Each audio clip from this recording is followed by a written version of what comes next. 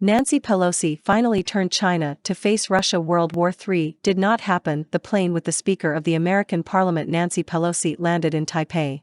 Beijing threatened to block the visit, but took no action to prevent it. True, China has already promised a powerful and strong U.S. response to Pelosi's visit.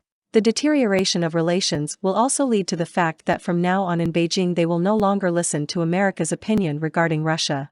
Speaker of the U.S. House of Representatives Nancy Pelosi, whose persistent desire to visit unrecognized Taiwan has brought Washington and Beijing to the brink of direct military conflict, has arrived safely in the island's capital, Taipei. On Tuesday, an American Boeing C-40C carrying Pelosi landed at Taipei's Songshan Airport. Our delegation's visit to Taiwan demonstrates America's unwavering commitment to supporting Taiwan's vibrant democracy, the House Speaker said in a statement. At the same time, there were reports that Taiwanese police broke up a rally protesting the arrival of a U.S. third party. In 15 minutes, we'll see who the great power is, the United States or China, the head of Chechnya, Ramzan Kadyrov, remarked to Pelosi on his Telegram channel shortly before the successful landing. After the American plane finally landed in Taipei, the Chinese authorities, who consider Taiwan a rebellious part of the PRC and threatened a military response if Pelosi arrived, limited themselves to expressing strong condemnation of the violation of the sovereignty of the PRC. The very fact that the Chinese could not force the Americans to abandon this provocation means a diplomatic defeat for the Celestial Empire, Timofey Bordachev, program director of the Valdai Club, told the VZGLYAD newspaper. We also note that Pelosi herself in her statement stressed that her visit, which was a direct insult to Beijing, in no way contradicts the policy of the United States. Indeed, the démarche of the 82-year-old head of the House of Representatives can be regarded as an expression of the general position of the ruling Democratic Party. In 1997, the Speaker of the same House of Representatives, Newt Gingrich, visited Taiwan. But he was a Republican, and he then staged this action to annoy Democratic President Bill Clinton. Now it's a different matter. Pelosi belongs to the same party as President Joe Biden, explained American expert Boris Mezwev. At the official level, the American policy of one China will not change, but in general, both Republicans and Democrats, both parties, are aimed at the independence of Taiwan, at the recognition of its diplomatic subjectivity.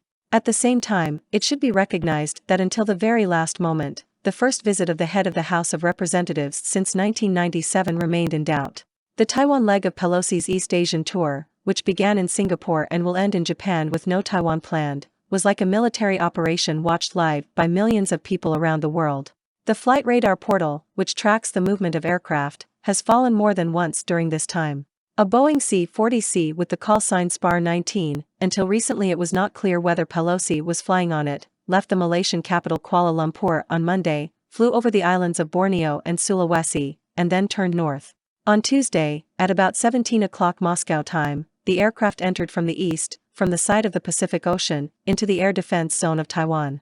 Earlier, 8 F-15 fighters and 5 U.S. Air Force tanker aircraft were lifted from the American base in Okinawa, the Japanese NHK reported. Taiwan's Ziyu Shirbao reported, the airport of the island's capital removed camouflage covers from 35mm anti-aircraft guns deployed near the runway. Meanwhile, Beijing closed Taiwan Strait airspace to civilian aircraft. Su-35 fighter jets of the PLA Air Force cruised in the airspace over the strait, China Central Television reported. Taiwanese media reported that 2 aircraft carriers of the Navy of the People's Liberation Army of China went to sea and sent to the area of the strait. According to the Taipei newspaper Zhonghua Shirbao, the aircraft carriers of the Chinese fleet Liaoning, the former Soviet aircraft carrier Varyag and Shandong left respectively from the north, from the port of Qingdao and from the south, from the port of Sanya on the island of Hainan. Recall that earlier, an American aircraft carrier strike group led by the aircraft carrier Ronald Reagan advanced to the Taiwan area. The Chinese show of force was not limited to the passage of warships. Units of the PLA's southern military region, whose area of responsibility includes the South China Sea, have been put on high alert, the London-based Financial Times reported, citing military officials in Beijing and Taipei. Recall that at its narrowest point, China and the island of Taiwan are separated by only 81 kilometers.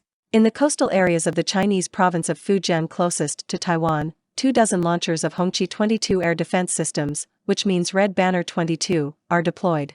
These are analogues of the Russian C-300, designed to destroy aircraft, helicopters and unmanned vehicles. The affected area of the system is up to 170 kilometers. In the same place, in the province of Fujian, a train with launchers of medium-range ballistic missiles Dongfeng 16 was spotted, Rossiyskaya Gazeta reports. The flight range of this missile is from 800 to 1,000 kilometers. Theoretically, 3 DF-16 maneuvering warheads can carry both high explosive and nuclear and thermonuclear charges. As previously reported by the Zvezda TV channel, according to military experts, DF-16s pose a particular threat specifically to Taiwan. Dongfeng 16 is able to break through the island's missile defense, which is provided by the American MIM-104 Patriot PAS-3 systems. As Alexander Lukin, a researcher at the Institute of China and Modern Asia of the Russian Academy of Sciences, notes, if China used all the weapons mentioned to attack Taiwan, this would mean an American retaliatory strike on China and the start of a big war.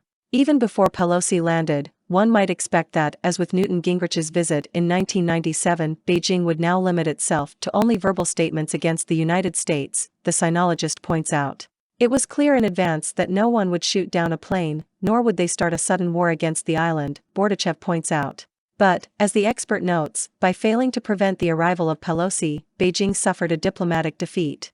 In the 1970s, when the United States established diplomatic relations with China, they pledged not to maintain similar relations with Taiwan, Lukin recalls. Now, there is direct support for Taipei from the representative of the ruling Democratic Party in Washington, which can also be regarded as the position of the Joe Biden administration. If the Chinese managed to somehow scare the plane from Pelosi away from the island, America would face reputational losses. It would become clear that Washington succumbed to Beijing's blackmail, Mazwev notes. But Pelosi landed safely, and for China, this is a slap in the face. Chinese President Xi Jinping will not turn the other cheek, the American expert believes. Mazwev predicts, I think from now on, the war machine aimed at Taiwan will steadily prepare. A military action against the island may take place this year. Perhaps Xi Jinping will soon make some kind of address in which he will announce a course for a tough confrontation with Washington on the Taiwan issue. Now no one will convince China that the United States is ready to conduct a dialogue with it. And at the same time, no one will convince China to act against Russia, Mazwev is sure. From this moment, a Cold War begins between China and the United States, which will put other countries in front of a choice, which, in general, would not want to choose between them, the Americanist believes. Humanity as a whole will only lose from this. We are talking about a new Cold War, comparable to what the Soviet Union had with America, the Americanist complains. Bordachev is also confident that Beijing will not put up with an insult from the United States.